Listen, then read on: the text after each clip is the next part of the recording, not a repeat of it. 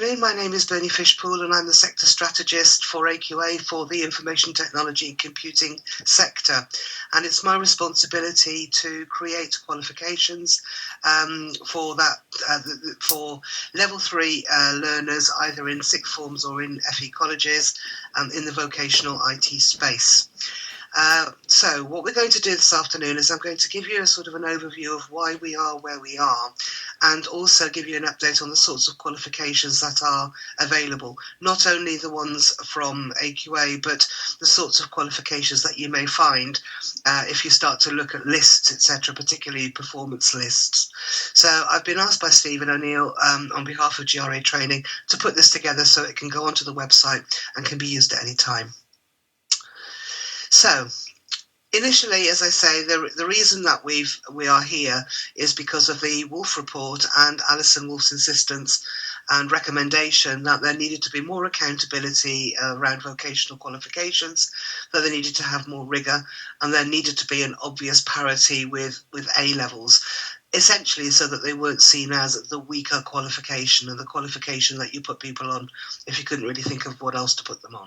So there needed to be a real change in the vocational space. So what happened then was, following the outcome of the report, the government considered what options it would have in terms of vocational education.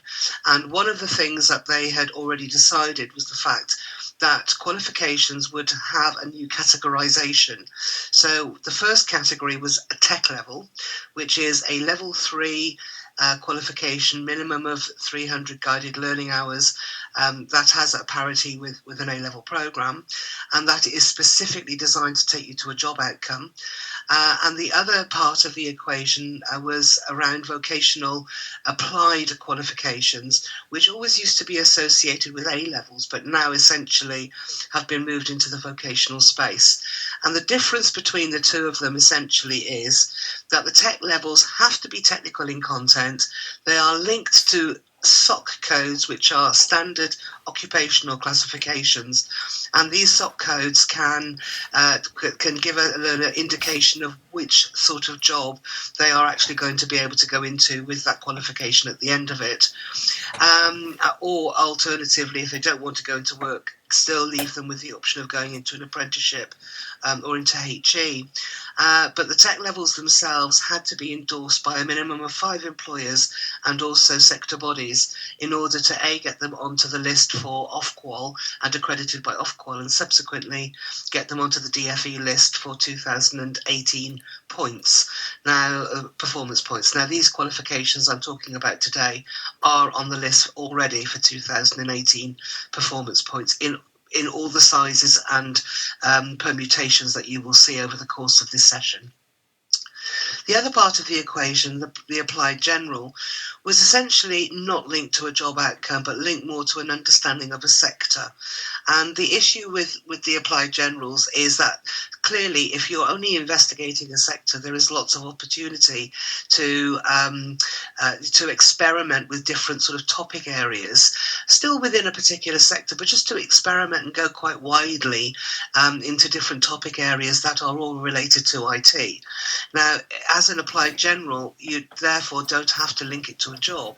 And as it's not linked to a job, you don't have to get accreditation endorsement from employers. You can go essentially straight to HEIs, higher education institutions, and they will give you the endorsement. So essentially, all these qualifications, tech levels and applied generals, are the only alternatives now to full A levels. Each of these qualifications is built on a set of criteria which we have had to meet. Now, if you've already looked at the 2018 performance tables, you will also already see that there are currently very few qualifications, either technical or applied, available in the IT area. And this is essentially because although many boards submitted, they have not yet done everything that is required in terms of meeting criteria in order for their qualifications to be added. What they have done is they have gone back now with a revised editions of their specifications to the Department for Education, and there will be another list that will be published at the end of March. So there may be some additions for 2018, but at the moment there are very few IT qualifications, particularly around tech levels and actually around applied generals, that are already on the list. So in terms of AQA, what have we actually done with our tech levels? Well, first of all, we made a decision very early on that we wanted a number of tech levels, and what we've done from the outset is we've created things around business marketing. We've got various engineering quals. We've got the 4 qualifications that you can see there around IT. But more importantly, we also more recently have added a suite around games, art and design. Now, the reason why this is important is because if you look at this slide, you will see that the qualifications themselves, the largest size is 720 guided learning hours, the smaller size is 360. Now, for that, essentially, you need to read 2 A-levels at 720, 1 A-level at 360 GLH. Now, I'm sure that many of you will be using 1080 sized qualification 3 A-levels. And if you're looking at tech levels specifically, you won't find any of that size in IT. So what you would do, or what you would consider doing, is a major minor combination, either staying within sector. So in other words, you would do user support with programming, or networking with programming, or cybersecurity with programming as a major minor combination. Or you can go outside sector, so you could do mechatronic engineering with a minor in programming. You could do business marketing with a minor in user support. But the important one for you in the IT sector is programming as a major with games, art and design 360 as a minor. Now, either you can do it well, essentially what this is designed to do is to take students into games programming while still not precluding them from going into general programming, because as part of the programming year 2 they will do things like object-oriented programming, etc., etc. So if they do it with games, they can do it in a games context, but ultimately they'll still understand what a class is, and what constructors and destructors do, etc., etc., and scope. These are all things that they need to understand. So if you do it as a major minor with something like games, art and design, every assignment you do can be done in the games, art and design context, but essentially what the learner is still learning to be a programmer in the truest sense. In terms of UCAS points, these qualify for UCAS points. At the moment, the UCAS tariff is waiting to catch up, but essentially the 2017 ones are already on there, which just means that we're waiting for the 2018 to be updated. Now, what you will see is that a distinction star is available for both the 1 and the 2 size version of the tech level. So if you want to know how many UCAS points that attracts, you would essentially take half the D star, the DD, the MM, and the PP, and that would give you the UCAS tariff points for a 1 A-level sized program. This particular illustration is for the 720 2 A-level size. In terms of the approach that we've actually taken, we thought long and hard about what we wanted to do with these tech levels, and essentially we came to the conclusion that they needed to be 720 GLH. Part of that was because in order to make them bigger than that, you were going to end up putting in things which were extraneous. So, for example, in the user support, I could have put a lovely unit on graphic design, but in actual fact, that's not relevant to someone who does user support. So in order to make sure that they complied with the spirit of the requirements for the Department for Education, what we weren't allowed to do was to put in things that might be nice. We could only put in things that were specific and relevant to the job outcome, which was the target of the qualification. So essentially we landed with 720 guided learning hours, And in fact, if you look at all the board's offerings, I don't think in IT anybody's got anything bigger than 720 guided learning hours, because that seems to be the right size for an entry point into the industry. So these qualifications, the 720, are the same size as 2 A-levels. As part of the Wolf report also, there was a concern that a 30 GLH unit is actually a little bit small at level 3. So essentially what we've chosen to do, because the minimum is thought to be 60 guided learning hours, we've actually gone for 90, which means on a 2A level size program, the student does 8 units in total. If they're doing 360, they're doing 4 units over the 2 years. Now, essentially, it reduces the assessment burden because you don't have as many assignment briefs that you actually have to generate. But what it does do is means that the assignment briefs you do generate are a little bit larger than what you might have expected if the units had been only 60 GLH. The 360 GLH qualification, therefore, is equivalent to 1A level. Now, as part of the process, if we go back to the days, if I say to you that before I got into working with an awarding organisation, I was working in an FE college, and I had done for many, many years. One of the things that I remembered going back to old-fashioned BTECs, particularly the ones pre-2000, was the fact that they included not only the technical content, but they also included transferable skills, common skills they were called in those days. And essentially what happened was that as the years moved on, it was decided that you needed to take any transferable skill out of a main program, and they were created or recreated as things like personal social development skills, employability skills, work skills, those sorts of areas. What we've done is we've taken the decision to put them back into this particular qualification or this suite. And the reason for that is very straightforward. The experience of colleges has often been that the students will attend their main program, but often not choose to go to their additional skills courses or classes because they don't feel they need them. They can't see the point of them. They're not usually taught in context. You usually, in most classes, you sort of have a bag of mixed students from different courses, etc. So it would be very difficult for the staff to actually contextualize, to contextualize any of the skills. So one of the things that we've done in these qualifications is that we've actually we have embedded the transferable skills, and they're being assessed as part of the process. So, for example, if there's a knowledge piece of understanding that has to be gained and the student is doing research, they use the documentation provided to evidence that research, and then the research forms part of the natural outcome of that unit. So the 4 transferable skills, not soft skills really, transferable skills that are actually assessed are problem solving, teamwork, communication and research. And communication both written and orally. As part of the qualification itself then, these skills are flagged. First of all, you can see which unit contains these particular skills. And essentially what you need to do is to draw down, when you look at the scheme of work, there is a scheme of work provided for every unit. And when you look at the scheme of work, it will tell you at the beginning which transferable skill is included. There is mapping that shows you where the transferable skill is developed and tells you when you need to draw down that documentation and provide it to the learners alongside the assignment brief that you will be generating at that point. In addition, we'll come back to those to the surround and support materials shortly, but know that there are documents that this is not a tick exercise, and it forms a natural part of the assessment of the unit.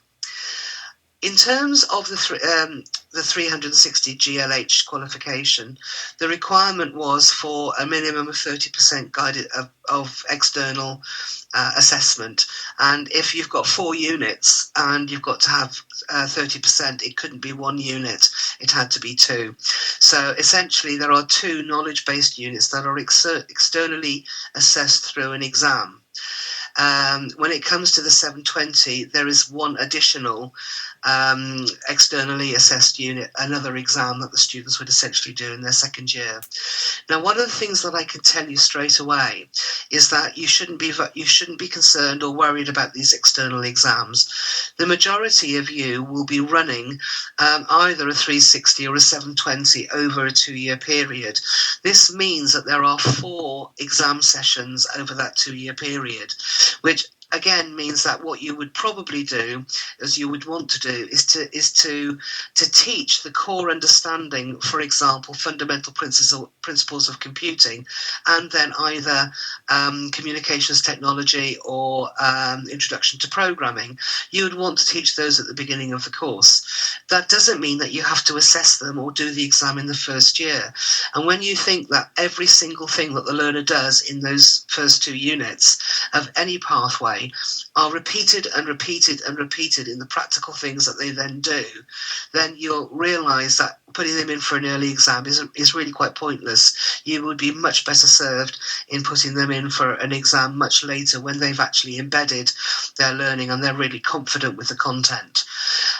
So do be mindful. If anybody wants to talk to me about that, my details are at the end. They should, by all means, either drop me an email or give me a call.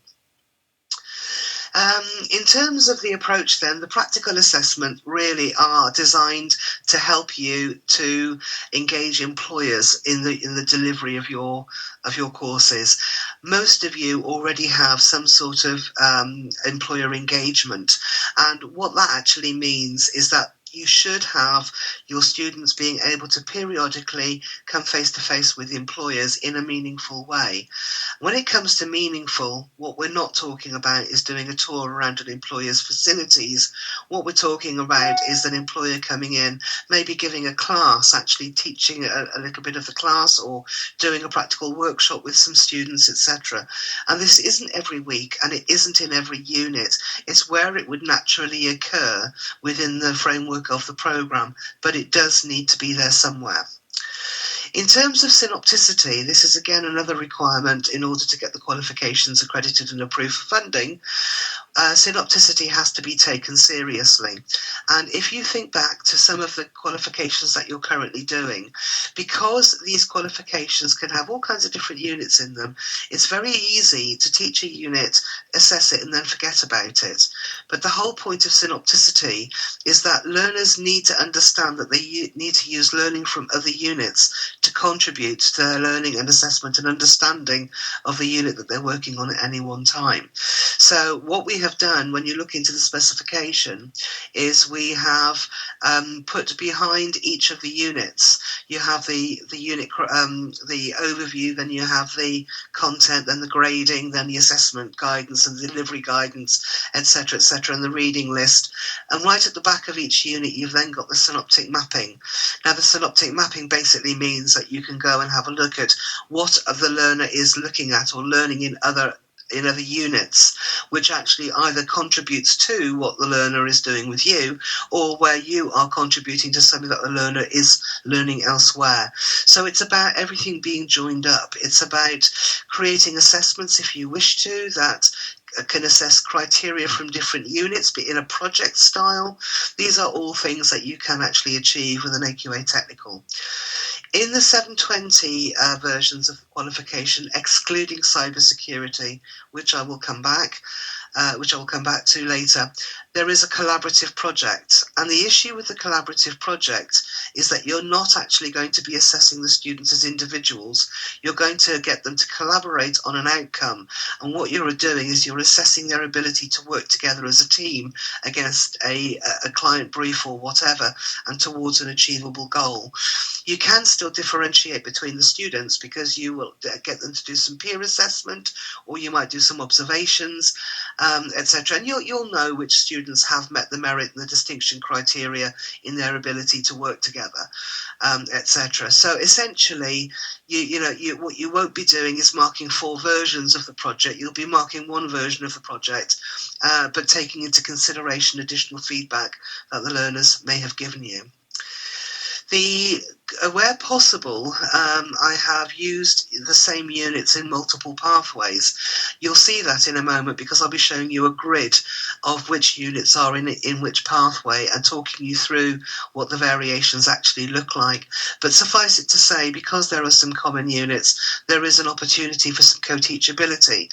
So what some centres are doing who are going to be using the qualifications from September 16, or frankly who are using them already, what they've actually chosen to do is to do a common class for certainly as much of the core stuff as they possibly can, which means it's actually later where the student actually has to make a decision on whether they're going to go down, let's say, a networking or a user support route, specifically because the first 4 core units are the same. You'll see that in a moment in the actual grid. But what we've tried to do is to give you economies of scale so that you can, here and there, where it's feasible, you can actually deliver the content to multiple students from different groups, if that works for you. In terms of meaningful employer delivery, these are the sorts of things. Those of you who worked with the diploma, you will not be surprised at all to see this list, because this list was taken again from the diploma as a concept. But essentially, what has to happen is that the students need to do meaningful work experience. That means doing work experience that's actually directly connected to what the students are hoping to do in the future. Alternatively, you can actually do things like projects. So talk to some of your local employers. You will see when you look at the surround materials that at least one assignment in every unit, pretty much, which we provide for you, has actually been badged to an employer. So we've got employers like Microsoft and Netgear and RM and bizarrely the RSPCA, who've done our developing networks unit with us. We've got Fast Hosts, we've got Hodder, etc. So there are a number of employers and pre-badged assignments there that you can actually use if you so choose. You can also, if you wish to, use the assignment and change the context for one of your own local employers. But we've tried to help you, to steer you with the employer involvement by just showing you how it's done with an employer. So please do have a look at the surround materials. They are being uploaded as we speak, but if anybody wants them specifically for particular units and wants them early, please just drop me an email or give me a phone call, and I will send them to you as soon as I get the request. Going back to this list then, the other eligible activities include things like co-delivery of units with industrial practitioners. Those of you who are going to say, but we don't have any, please do think about your ex-students, because in the main, or many of them will be working locally. And those who are working locally, I think, if you approach them and say you'd like them to come back and help you do a session on something, the chances are that, particularly when you talk to their employers, it's about their own professional development, their own CPD, and actually get them to come back in and help you to do that. And I think a lot of people would actually, really enjoy, a lot of ex-students would actually enjoy doing that. What is ineligible is things like hosting visits, but also employers coming in and just providing general careers advice. So somebody coming in and talking about the job they do isn't much use. What would be more helpful is somebody coming in and talking about the job they do and then doing a practical activity with the students, because that actually would count. So the transferable skills then we've already mentioned, problem solving, communication, research and teamwork, are there, and they're only assessed at pass grade. You will know when you meet them because they're emboldened. So the keywords for those skills are actually emboldened inside the P criteria for the unit. So it's very, very clear when you are meeting a transferable skill. Some of the pathways have a transferable skill assessed more than once. If that is the case, you only need the students to do it to standard on one occasion. They do not need to do it on both occasions. And I'll give you a specific example. Let's just say that the oral communication is included in Unit 5, and and also in Unit 7. And in Unit 5, what the student has to do is an 8-minute presentation and to some sort of audience. If the student then is doing Unit 7 and is again having to do a presentation, if they haven't already achieved it, that's their second opportunity. But if they have, they can do a 5-minute presentation, and it doesn't need to meet the same standard. But there has to be some level of meeting the standards with all of these transferable skills, which, as I say, fall naturally out of the qualification. So when the students have actually completed the qualification, they get an additional skills statement that says that they've achieved these skills over and above their qualification. And of course, that's really good for them to be able to write about when they're doing their UCAS applications for any student wanting to go on to university.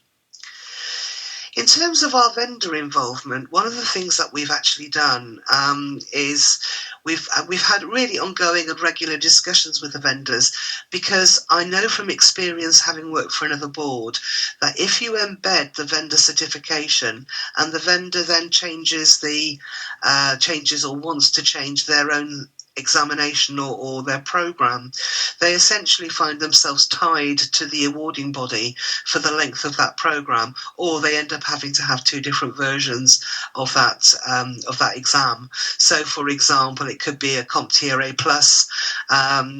that you're looking at, but if we'd embedded it, it would have meant that there is potentially an issue with CompTIA then changing that unit when they need to, or we would be forced, as AQA, we might be forced to actually change something earlier than we would like, specifically because of the connectivity to CompTIA. By not doing that, by providing a full mapping, so what you've actually got is you've got some mappings to user support, to user support, networking, and cybersecurity, which I think you'll see in a subsequent slide anyway. What you basically will get is the mapping will be redone when their qualification changes, and therefore will be updated on the website. So you know that in the mapping, it just tells you which content from the vendor qual is not covered by the AQA qual. So if you want to put the student in for the vendor qual, all you need to do is to teach a little bit over and above, and that's what highlighted in the vendor mapping, and then you can put the student in for that exam as well. So it makes it very, very efficient for you. So that was the decision not to embed the vendor units. So we wanted really everybody, vendors and the awarding organisation, to maintain freedom over its own content, its life cycle, and that way it means that the vendors are very much more likely to stay up to date. What you can also do is you will see sometimes that you've got multiple vendors mapping things into the same units from different perspectives. So there is still some work going on. VMware is having a look at it at present. We've also got Microsoft looking at it at present, particularly around the programming, etc. So there are opportunities for other vendors to provide the same mapping that we've already got for Cisco and CompTIA.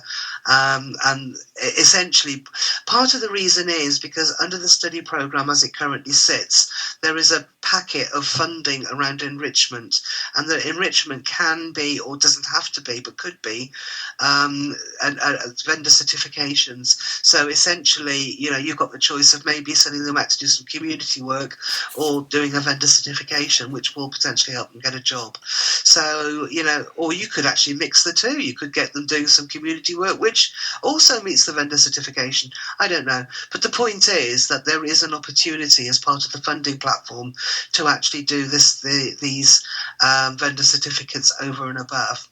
So these are the things that we've got so far. We've got the IT Essentials is mapped both to networking and user support, CCNA to networking, CompTIA A+ Network Plus and Security Plus to cybersecurity, and then we've got A+ Network and Cloud Plus mapped to the networking. So those are the vendor certificates so far that have been mapped, and we're just waiting now. We're just putting the final I's and dotting the I's and crossing the T's to make sure everything's ready. But the documents are ready, and they should be going up very shortly. In terms of the program options, and this is where it's also very interesting for you, is that you've got the two sizes, so it's a question of what you wish to do. And these are just some ideas of the sorts of things that could be done. So, for example, running a 722-year program, and alongside that, if for the students going to university, they might want to pick up some core maths. If they're not, you might want to pick up a project for them, and then in year 2 you can give them the vendor qualifications. So there are all kinds of different permutations of what you can do with the vocational curriculum going forward. So it really is a case of doing some experimentation. And again, if you really want to have a conversation with me about it, you'd be more than welcome to give me a call. My details are at the end of this presentation. In terms of our approach then to, particularly around things like quality, one of the things that we've done is we've made the internal process very straightforward. So essentially anybody who is working on an internal assessment it can not only assess but should be able to internally verify.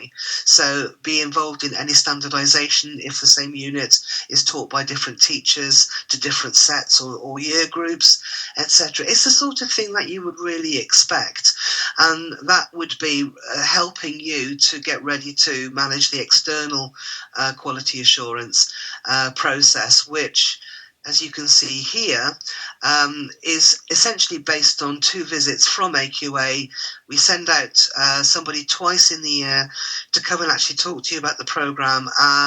In the first instance, they will contact you after you've made your registrations in the November, because the requirement is that you make the registrations for this qualification after you've completed your ILR and you know what the learner is going to be doing. So you then make your registrations. We would allocate an external quality assurer who would then come in the first instance by negotiation, and they don't have to come, you can say no, but essentially that would give them the opportunity then to come in and have a look, make sure that you've got all the resources you need, etc., make sure you're happy in what you're doing, and the same person would come back later in the year to actually sign off all the claims. And what that person will do is that they will be available to answer questions for you over that period, etc. They'll check on your resources and give you advice if there's things that you need that you don't have, how you might get that, etc.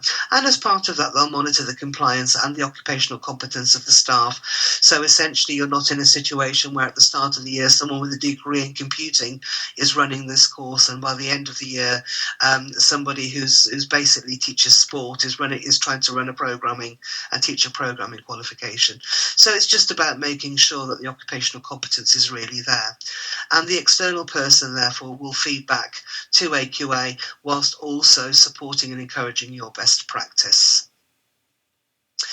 This is just some of the employers that we've actually had and professional bodies that we've had involved. For IT, it was particularly Microsoft. We spoke to Oracle. We spoke to Cisco. Toshiba was one of the contributors to the IT, British Computer Society. We Heart Digital, which is an increasingly well-known software house based in London and Devon. You've got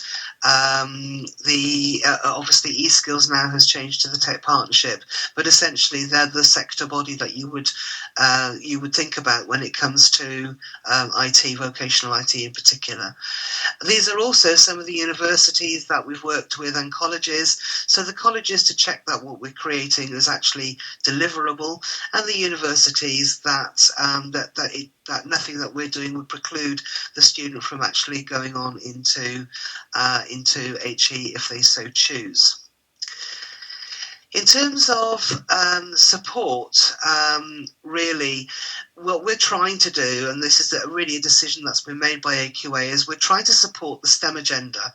And you'll see that a lot of the qualifications that we've created around the STEM subjects. And when you look at this slide, what you will see is that STEM-based employment is the real key area that's expected to rise by 2022. And of the first of the 38 STEM listed jobs, and there's a document that this was taken from, which was from July last year, is evidence there, so if you want to go and have a look at it. But of the first 5 jobs, 3 of them are specifically computing related jobs. Programming is still the top one and is still on the tier 2 occupational shortages, which essentially means that people from overseas can apply for visas to come and program in the UK. So essentially, because we're not growing enough of our own programmers. The other thing, of course, is number 3, which is your IT specialist managers, which includes your networking engineers and your cybersecurity specialists. So essentially, all those programs and pathways that we've developed. What we want to do with the AQA Technical is we want to help the learners and really their parents understand why IT is important and the sorts of opportunities that working in the field really can provide for learners. What we set out to do was really to create some high quality qualifications.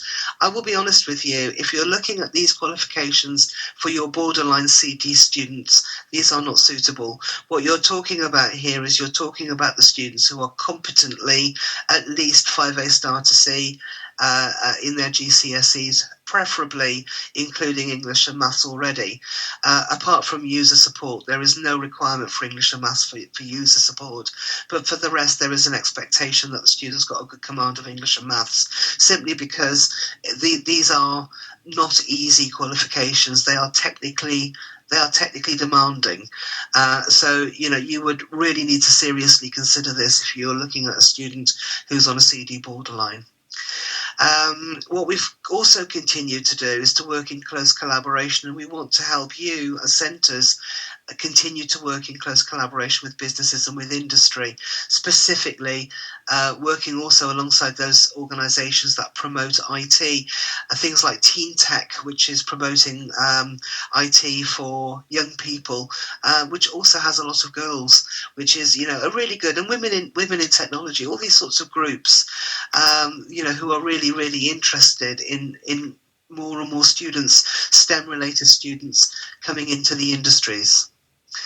In terms of the pathways that we've actually got here, I'm just going to give you a very brief overview and then talk to you about the assessment on these qualifications to take us to the end of the session. But just as a sort of an overview, you've got a choice of pathways, and some of the pathways contain the same core qualification. So the first one that I'm showing you here, which is networking actually is built on the foundation in technical support, which means fundamental principles of computing, communications technology, developing and maintaining a network, and supporting end users. So that is the foundation in technical support. And what happens then is that the student either does just that over 2 years, or if they're doing it as a 2A level size program, they would essentially do those units. It would be advisable to do those units in the first year, because it does mean the student can drop back to a foundation if they find a job, for example, and they decide they want to leave. But what then happens is that the student, if they've certificated at the end of the foundation, they essentially would then top up to the full networking qualification at 720 GLH, at which point they will do things like network security, they'll be doing maths, they're looking at internet technologies as well. So essentially, this qualification is really about those people who want to roll up their sleeves and start putting networks together.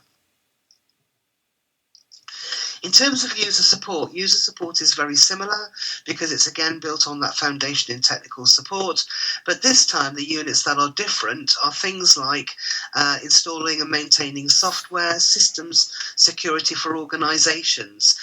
Essentially, what we're talking about is not just things, or rather not specifically the sort of security around a network. You're also talking about the physical security, things like biometrics, dongles, all this sort of thing.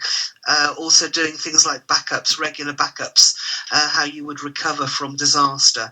These sorts of things, which are important to organisations, are included in the organisational system security unit. We've also included forensics, so the students have an opportunity to work with the chain of custody for investigating some sort of criminal activity on a computer, etc., and understanding how that would need to be processed in order to get the case to court. So that gives you a flavour for how networking and user support really are very, very different. In terms of the cybersecurity qualification is nearly the same in its foundation as the other two we've just spoken about, but rather than supporting end users as the fourth unit, this actually has threats and it's a unit called Threats and Vulnerabilities, and the Threats and Vulnerabilities unit is, as I say, replaces the supporting end users. Now that means that the communications technology, the developing networks, and the fundamentals is the same as in the foundation in cybersecurity. Foundation in technical support. So what that means is that if you're running a one-year program as a replacement for the ITA level, for example, what you would potentially do is you could run IT fundamentals plus communications technology in the first year. In the second year, you then do developing networks and whatever fourth unit that the student wants to qualify in. So you could still make some decisions much later about how the student is going to end. The only thing you would need to do is to make sure you talk to your MIS staff, your information people within your organisation, because I think that there would be an issue with you doing this with whole cohorts. But I think for a handful of students in a group, changing their final outcome is, as far as I'm aware, is accepted. But you'd need to have a look at the regulations and make sure that you're not doing anything that falls foul of your funding. So over and above the foundation, then, what the students do is they essentially start looking at real security.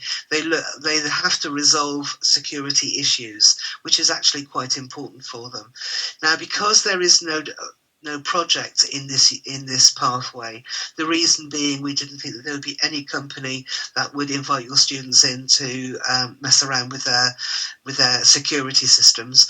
So as a result, rather than have a project unit, in the final unit that the students can choose from, or rather it's the only time in any technical that you've actually got an optional situation. But what you would have is you'd have a choice for programming for cybersecurity, or you would have forensics, the forensics unit that's actually in the user support. And primarily this is because in cybersecurity, you either have people who are proactive or reactive. So the proactive ones are the ones who are making the system secure in anticipation of something, some hacking attempt or whatever. They're the ones who would actually go out and look at what new threats are coming and try and make sure that systems stay secure. For them, programming, therefore, and around scripting in particular is incredibly useful, so they could opt to do that unit. The alternative is for those who want to work after the breach has taken place, and they therefore want to take the hardware apart, they want to work with disks to recover information, etc., etc. And for those students, there is the forensic computing unit. So this is the only pathway that has the choice of two units, of which the students must choose and achieve one. The programming is completely different, because the programming's only common unit with the rest of it is, apart from project, which is of course only relevant to the 720. But in terms of the common units, the only other real common unit is the fundamentals. Now what this essentially means is that if you run a major minor combination, and let's say you run, let's pick networking alongside programming as a minor, what it would mean is that as long as the student is registered on both qualifications at the same time, they only have to do the fundamentals unit once, and their grade would be carried over for both qualifications. So they don't have to do it once for each pathway. They literally do it once, and their outcome is actually put against both. Now, whilst I'm actually talking about the exams and the use of exams across multiple pathways, I will also say that the student is allowed 2 opportunities to do that exam. The first opportunity, they will either pass and be graded, or they will fail. If they fail, they will get a reset. You'll have to remember to put them in for the exams either way when you feel that the students are ready. But when the student resets from the fail, whichever grade is ultimately the better one, obviously the subsequent pass is the grade that will be used. If the student does the exam and does the exam and passes it the first time round, what it then means is that the student can opt to do a resit and improve their grade if they so choose. So essentially, the exam system is unlike what's now happening in GCE, where there are no resets. You do have an opportunity to reset. Now, I've just seen a question. It says there is an option here to do some practical work through the NDG NetLab cybersecurity, as it is totally closed and protected system. And the students cannot do any damage. It's part of the Cisco community course for cybersecurity. Actually, thank you for that, Stephen. I didn't actually know. So that's really, really useful. Thank you for that. So that goes back to the previous program or pathway we were just talking about. If the student, therefore, does go on and do the programming, what they would be doing, particularly around the 360, is they would do an introduction to programming, and then they would do a mobile apps unit, and they would do web scripting, client and server-side scripting. And this gives them that underpinning programming without having to go near object-oriented programming or event-driven or anything else like that. So those things are added then to make up the full qualification as a 720. There is a maths component again for programming, as there is with cybersecurity and with networking. Again, no one should be scared, because the maths is always done in the context of the context of the program, I should have said. It is actually quite interesting, because the internally assessed units, of course, can be done in any context. As long as the student is producing work that meets the criteria, it does not matter what the context is. So, you have that opportunity. If you're going to do a major minor with engineering, you can do the engineering or the programming in the engineering context. So, there is a real opportunity here to make things very, very personally relevant for the students. So there are 3 smaller qualifications: the scripting and app programming, the technical support, and the cybersecurity, with the technical support underpinning both networking and user support. So these foundation levels are standalone, provide the core learning, and provide the learners with an opportunity to really investigate an occupational area. Whilst the tech levels, which essentially are the ones that make the students completely job ready. So the students should be able to complete the qualifications and access a junior position within an organisation, or alternatively go on to university if they so choose. This particular slide, which is slide 25, is just showing you where there is a commonality between the units that are shared by the different pathways. So if you are going to run more than one version of the qualification, there's obviously an opportunity for you to have a look at where you can get some economies. This is the grid that I was explaining. Now, the thing that you need to understand here, and this is why this grid is here, is that you will see that because the content of the foundation in technical support and the cybersecurity foundation is pretty much identical, you could not do a networking with a cybersecurity minor or a user support with a cybersecurity minor, because 3 of the units will have been shared. At least 3 units would have been shared across the 2 pathways. The only time that doesn't happen is with the final column, which is your scripting and app programming, and your programming full size. So you really can just do the final column with any of the other 3, or you can do any of the other 3 with the final column. What you can't do is a combination of the first 3 columns. You need to be very clear around that. But essentially what you've got here is you've got something which is a really useful aid memoir, not only when talking to students, but when talking to other staff members if you're going to share this information with them. It's very clear which is internally, externally a set, which is shared, which, etc., etc. So I think this is probably one of the most useful slides in this entire set. So that you can have just something when you're talking to parents, just to give you an overview of what people really think. These are some of the endorsements that we've got for these qualifications from organisations like Axelos, which is the ITIL Foundation. We've got the British Computer Society there.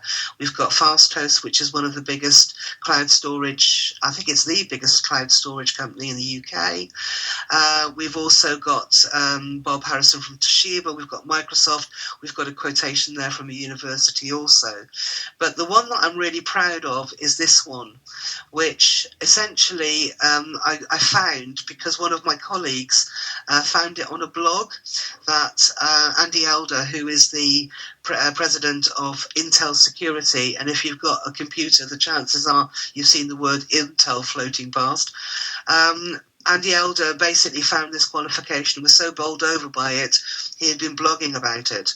So I contacted him. I'd never contacted him before, and I contacted him and said, look, I really appreciate the quote. Can I use it on our website? And he said yes, and here is that quote. So if you're going to be talking to parents, this is something which is really useful, or these quotes in particular is something very useful for you to use when you actually speak to these parents. If you are going to do any of these qualifications, if you go to the website, which is aqa.org.uk/techlevels, and you then select whichever the IT pathway is you want to do, at the bottom of the page it says there are 3 tabs. One says plan, one says teach, and one says assess.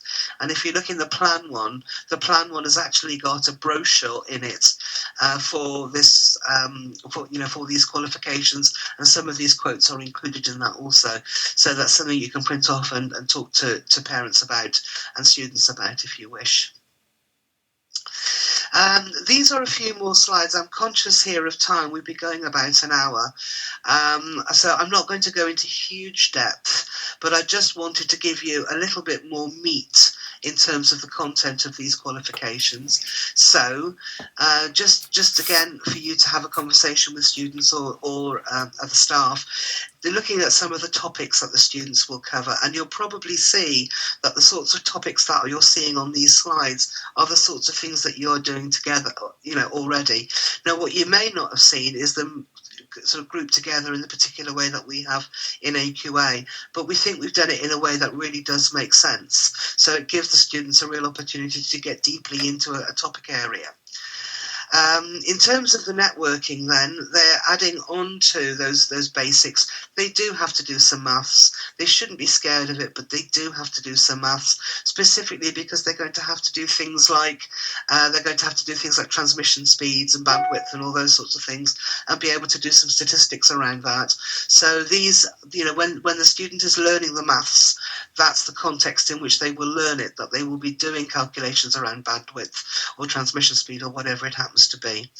They need to be working with logic as well, which particularly when they're looking at operating systems. So it does make sense that there is a mathematical context for this. They will look at the infrastructure of the internet, they'll look at their digital footprint, etc. And particularly they'll look at elements of the law, things around intellectual property, plagiarism, those sorts of things that you would expect someone who's got an understanding of network to actually know about. In the user support, over and above that foundation, software installation and upgrading, forensic investigation, computer security, physical security, contracts. It's the people in user support that actually have to designate contracts and often do the policies for businesses around personal use of systems, etc., etc. So these things are included in the user support pathway. In the cybersecurity, again, devices communicating, physical transmission methods, etc., and media. They'll have to look at a simple computer network. They'll have to do lots of testing. They'll look at vulnerability. They'll look at penetration testing.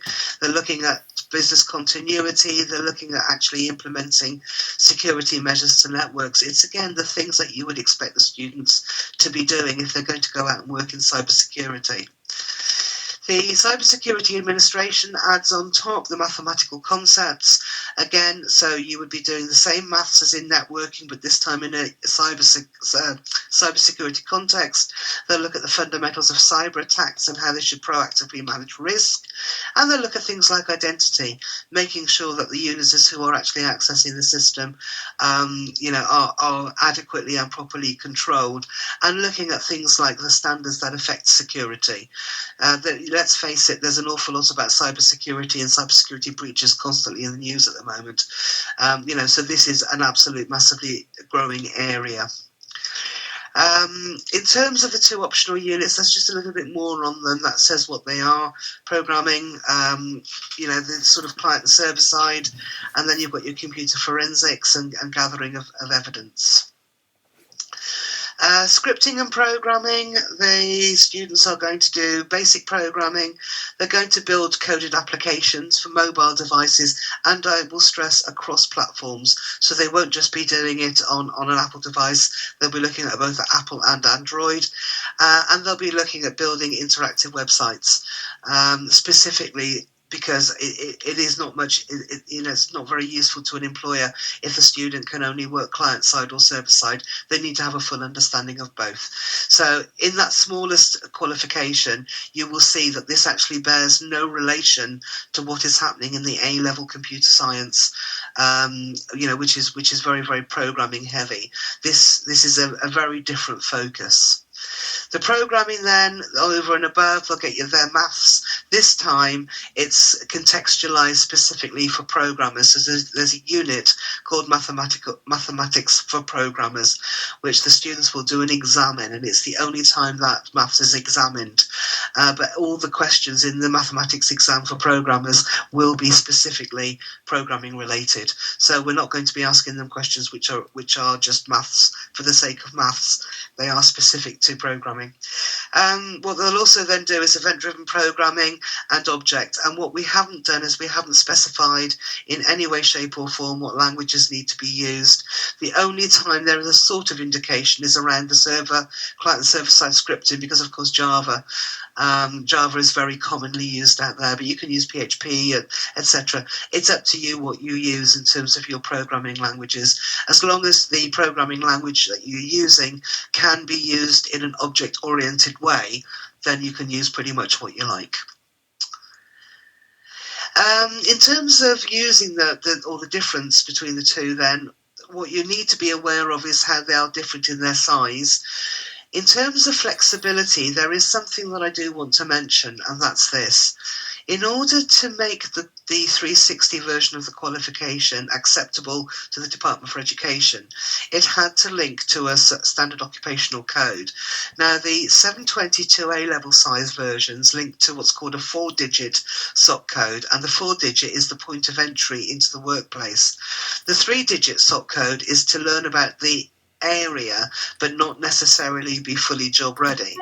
Now, in order to meet each of those classifications for the qualifications to go onto the DFE, what we've had to do is we've had to prescribe which units are inside the 360.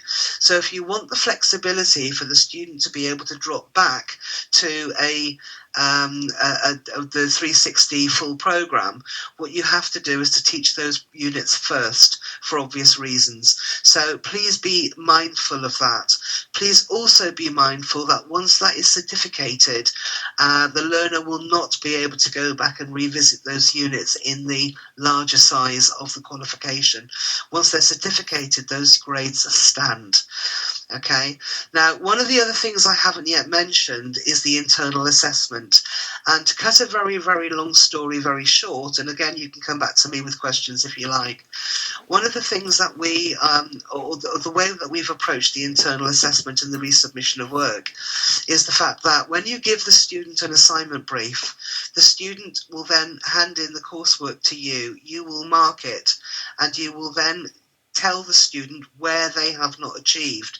What you will not do is tell them how to improve that work. They can talk to other students or whatever, but they cannot talk to you and get guidance directly from you. They have to go away and investigate it themselves. Once they have improved that work at pass level only, they cannot do this with the merit or the distinction criteria, but when they have improved the pass level work, so it will achieve the pass grades, it's resubmitted to you for marking, and at that point you can give the student full feedback. If the student then should still not have achieved that pass criteria the second time round, what you can then do is issue a whole new piece of work further down into the course. Now, from that, you should also read that the students, if they pass the first time, they can still do another piece of work further down the line if they want to improve their grades. But the key here is it has to be a different context. The chances are that the tasks themselves will be very similar to the previous iteration of the assignment, simply because those are the criteria that are being assessed, and there are only so many ways that you can say the same thing, but you have to change the context. So if in the first context, or the first time the student does something, you do it in the context of a bakery, then the second time that you do it, you might do it in relation to a dog kennel, or you might do it in relation to a restaurant, or whatever, because of course when the student then writes about their answer, they will write about it in the context of in a completely different context, and of course different contexts will have slightly different variations in terms of what is actually needed. So let's be very clear here. First assignment comes in and is marked. You give them feedback about what they have not achieved, but don't tell them how to fix it. You can then accept the pass criteria reworked, and then further down the line, and I would expect towards the end of the course, if the student would like an opportunity to have another go at the assignment, they can be issued with a new assignment and can do the work in a different context. Now that, as far as I'm concerned, is representative of the workplace. So consequently, as I say, be clear about how many times a student can do each thing. I've already mentioned the exams. Remember, they can only do 2 sits of an exam. If they pass it the first time, they can opt to resit it, and if they fail it the first time, clearly they have to resit it. When it comes to the internal assessments, they can submit, they can improve the pass only without further guidance from the assessor, or they can do a whole new piece of work later on. So just be very clear about that. Going back to this slide then, this is where the notion of top up and fall back also come in. So if the student has done a 360, they can top up to a 720. If they've done the 720 and you've done the right combination of units, they can certificate early and fall back to the 360. Either way, the fallback in particular will affect your success and your performance points, etc. So just be warned that if you're doing that, there is an obvious impact on your accountability.